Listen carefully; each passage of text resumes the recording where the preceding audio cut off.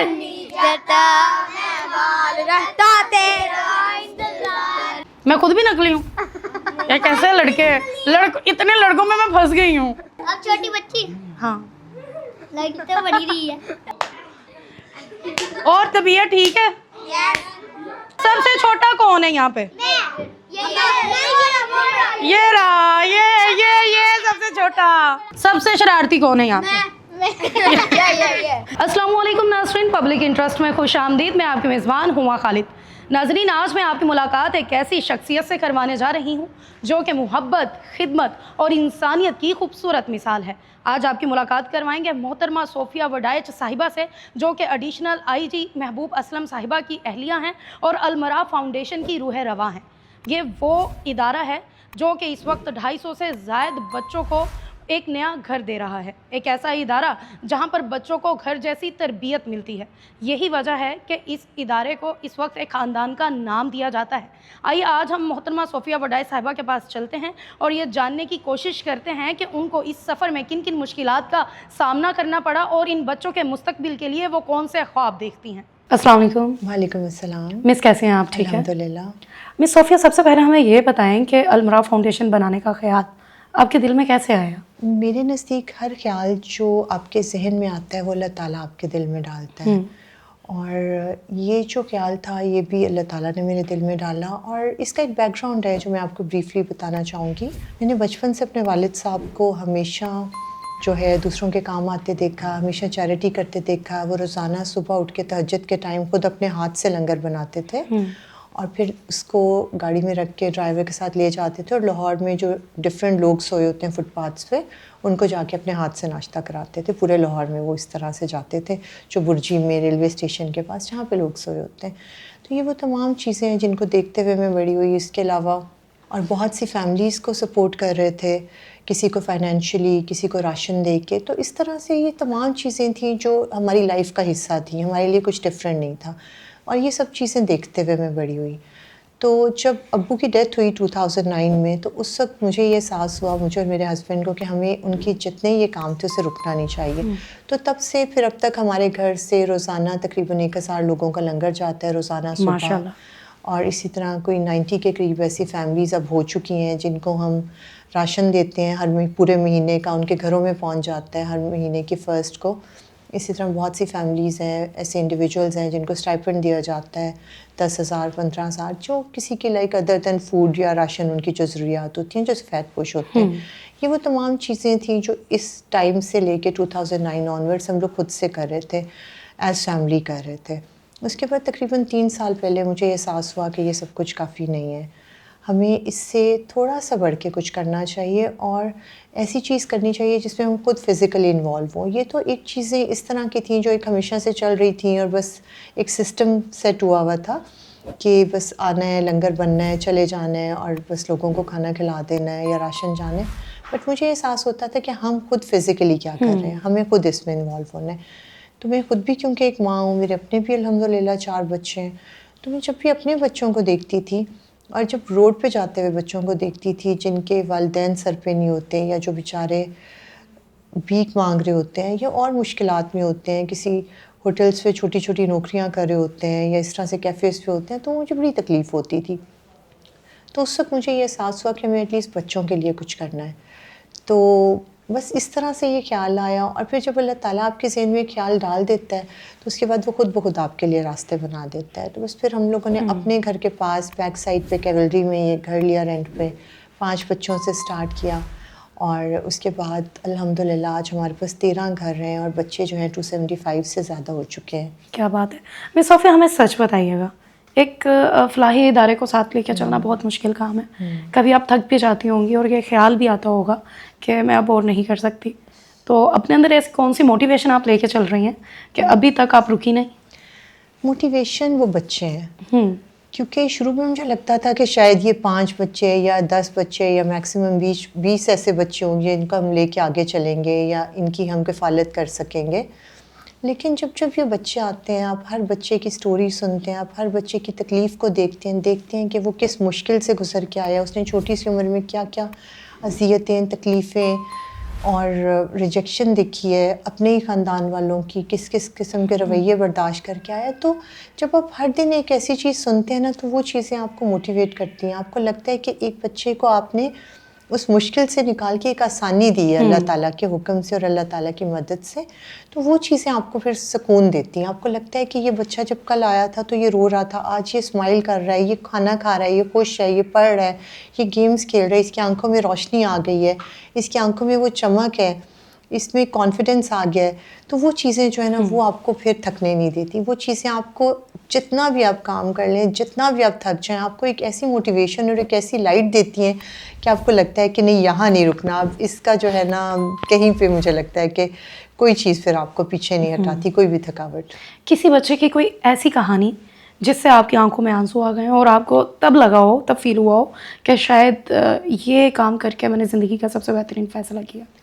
مجھے لگتا ہے کہ بہت سی ایسی کوئی ایک کہانی جو آپ کے دل کو لگ گئی ہے، چھو گئی.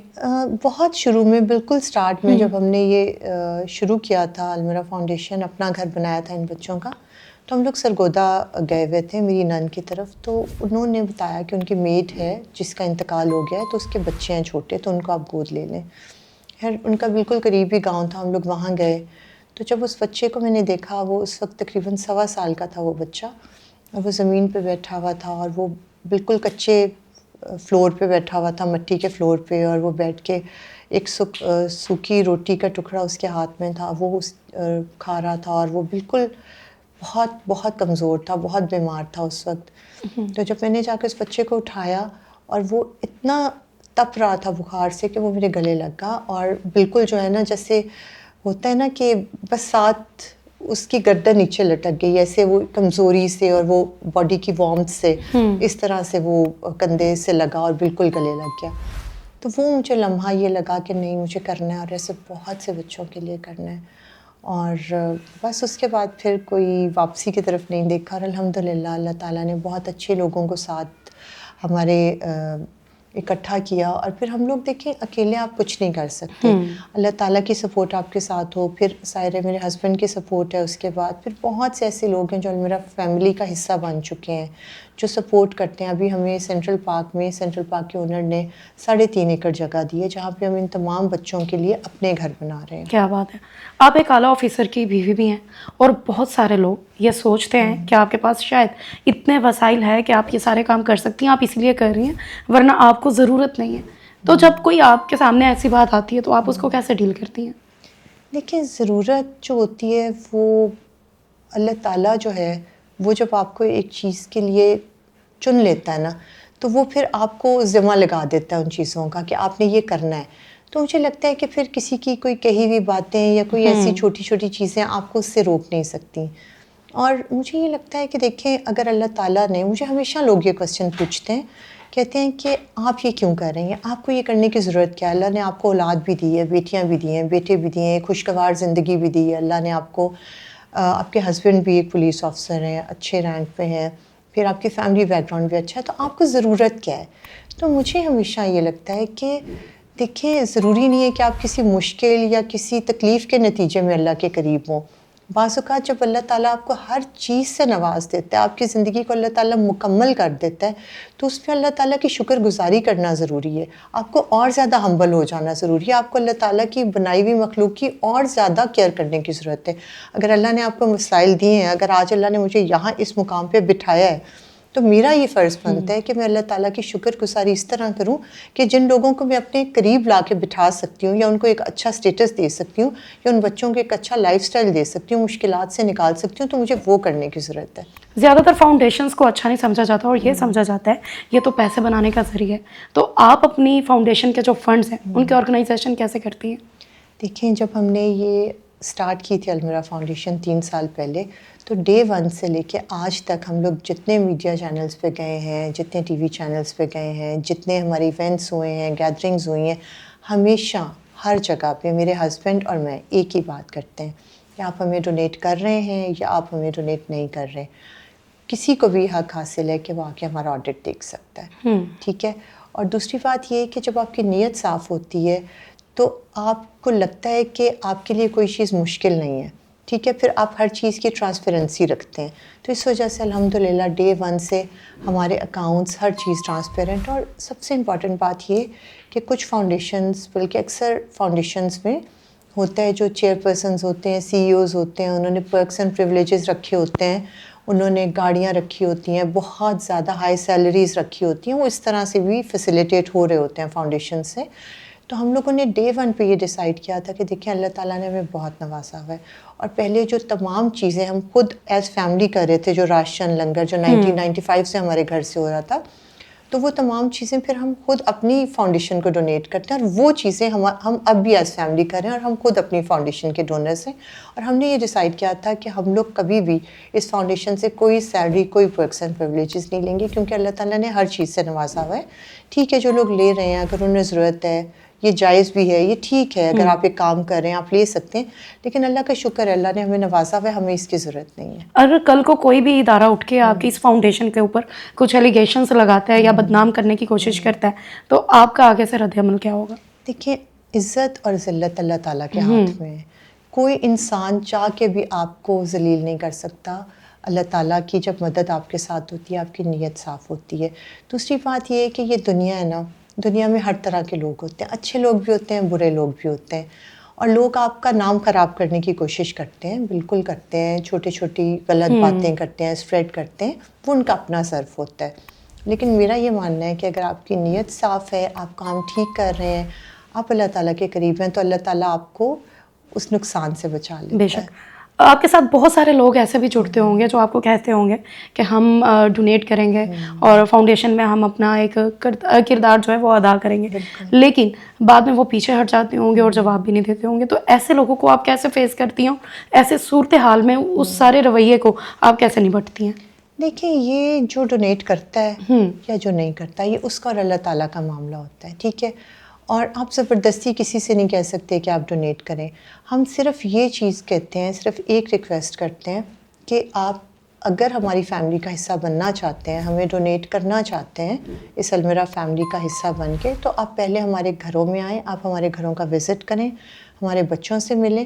اس کے بعد اگر آپ اس چیز سے سیٹسفائی ہوں, آپ کو لگے کہ ہم ٹھیک کام کریں, تو پھر آپ ڈونیٹ کریں. اور دیکھیں بہت سے لوگ ہیں جو بہت ڈفرینٹ جگہوں پہ آلریڈی ڈونیٹ کر رہے ہوتے ہیں. آپ کسی کو انسسٹ نہیں کر سکتے. جو کاز کوئی اگر لیٹس سے کسی کے پیرنٹس بیمار رہے ہیں, کسی کو کڈنی ایشوز رہے ہیں, یا کوئی خدا نہ خواستہ کسی کے پیرنٹس میں یا فیملی میں کینسر ایشوز ہیں, تو آبویسلی ان کے لیے وہ والی کاز زیادہ دل کے قریب ہوگی, تو وہ اس کو ڈونیٹ کرنا چاہیں گے. اور جس کے دل کے قریب یہ کاز ہوگی وہ اس کو کرے گا. تو یہ دیکھیں یہ ان بچوں کا جو آپ کہہ لیں نصیب ہے نا, وہ اللہ تعالیٰ نے لکھ کے بھیجا ہوا ہے, اور ڈیفینیٹلی جو ان کے نصیب کا ہے وہ ان کو مل کر ہی رہے گا. تو اس وجہ سے کوئی اس میں ناراضگی نہیں ہوتی, کوئی اس میں ایسے افسوس کی بات نہیں ہوتی. جو ڈونیٹ کرنا چاہتا ہے وہ اللہ تعالیٰ کے ساتھ اس کا معاملہ ہے, وہ کرے. اور جو ویسے ہم تو یہ کہتے ہیں کہ اگر آپ نہیں بھی فائنینشلی ڈونیٹ کر سکتے, تو ایک اچھے میسیج کو اسپریڈ کرنا, وہ بھی مجھے لگتا ہے کہ ڈونیشن ہے. آپ بچوں کی والدہ کا جو ہے وہ رول ادا کر رہی ہیں, ایک ماں بن کے ان کے ساتھ رہتی ہیں. اگر کل کو کوئی بچہ کسی غلط راستے پہ چل پڑتا ہے, تو کیا اس کا ذمہ آپ اپنے سر پہ لیں گی؟ دیکھیں آپ کوشش کر سکتے ہیں نا ایز پیرنٹس, کوئی بھی والدین یہ نہیں چاہتے کہ ان کا بچہ غلط راستے پہ چلے. ٹھیک ہے, لیکن پھر بھی آپ نے دیکھا ہے کہ ہمارے معاشرے میں آپ کو نظر آ رہا ہوتا ہے کہ چیزیں غلط سمہاؤ ہو جاتی ہیں, کمپنی ہوتی ہے یا حالات ہوتے ہیں جو بھی ہوتے ہیں. لیکن دیکھیں ہماری یہ کوشش ہے کہ ہم ان بچوں کو ایک safe and secure environment provide کر رہے ہیں, جہاں پہ ان کو اچھی تعلیم کے ساتھ اچھی تربیت دی جا رہی ہے, آؤٹ ڈور ایکٹیویٹیز کرائی جا رہی ہیں, اسپورٹس کرائی جا رہی ہیں, اور کوشش کر رہے ہیں کہ ایک بیلنس لائف ان کو دیں. ان کی تربیت پہ خاص دھیان دیا جا رہا ہے, انہیں قرآن پاک کی تعلیم بھی دی جا رہی ہے. قاری صاحب آتے ہیں ترجمے کے ساتھ پڑھاتے ہیں قرآن پاک. اس کے علاوہ ہمارے پاس سائیکالوجسٹ بھی ہیں جو بچوں کی مینٹل ہیلتھ پہ کام کرتی ہیں, انہیں پاس ٹراماز سے جو گزرے ہوتے ہیں اس سے نکالنے کی کوشش کری ہوتی ہے. تو دیکھیں ہم ایز ہیومن بینگ یا ایز پیرنٹس جتنی ایفرٹ کر سکتے ہیں ہم وہ کر رہے ہیں کہ ان بچوں کو ہم اچھا انسان بنائیں اور برائیوں سے اور مشکلات سے دور رکھیں. اور اس کے ساتھ ساتھ پھر ظاہر والدین دعا کر سکتے ہیں. بالکل. مس صوفیہ آپ کا بہت شکریہ کہ آپ نے اپنا قیمتی ٹائم دیا اور ہمیں اتنے اچھے طریقے سے سب سوالات کے جواب بھی Thank دیے you so much. اور ہمیں آگاہ کیا، بچوں کی لائف کے بارے میں بتایا. اور یہ ایز اے پیرنٹ بچوں کے بارے میں اچھا بھی سوچتی ہوں، ان کے کان بھی کھینچتی ہوں گی، انہیں ڈانٹتی بھی ہوں گی. اور جب بچے اعلیٰ تعلیم کے لیے آگے موو کرتے ہوں گے تو آپ کا دل بھی اتنا ہی دکھتا ہوگا. تو ہمیں اجازت دیں، ملتے ہیں اگلے پروگرام میں، تب تک والسلام.